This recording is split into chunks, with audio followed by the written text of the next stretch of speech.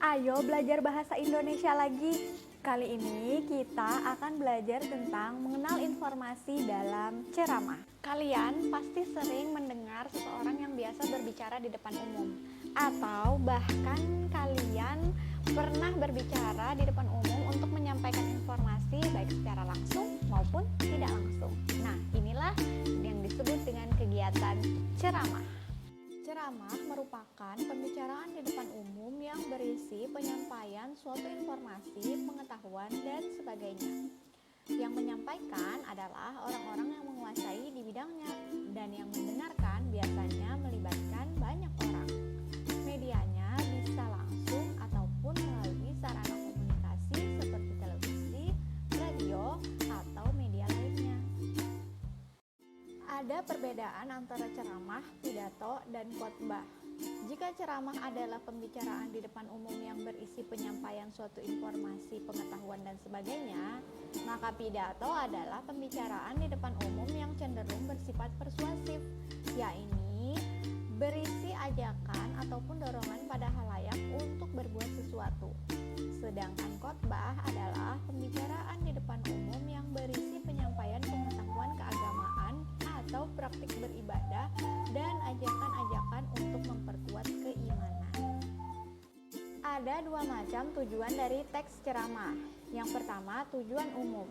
Tujuan umum biasanya dirumuskan dalam 3 hal. Yang pertama, bersifat memberitahukan atau informatif, ditujukan untuk menambah pengetahuan pendengar. Yang kedua, mempengaruhi atau persuasif, ditujukan agar pendengar mempercayai, menyetujui, atau bahkan mengikuti ajakan pembicara. Yang ketiga, bersifat rekreatif atau menghibur, ditujukan agar pendengar merasa terhibur dari ceramah tersebut.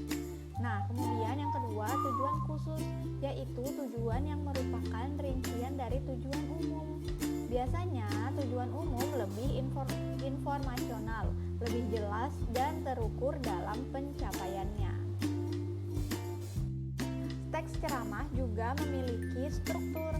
Yang pertama, pembuka, berupa pengenalan isu, permasalahan, ataupun pandangan pembicara tentang topik yang akan dibahasnya. Bagian ini biasa disebut dengan tesis.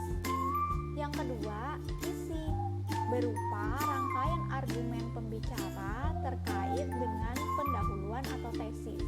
Pada bagian ini dikemukakan juga sejumlah fakta yang memperkuat argumen-argumen pembicara.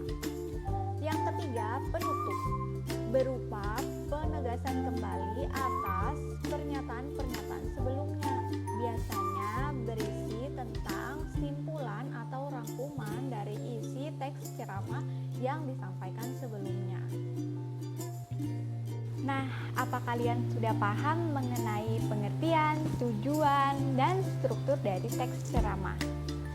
Sampai di sini video pembelajaran kali ini. Terima kasih dan sampai bertemu di video-video selanjutnya.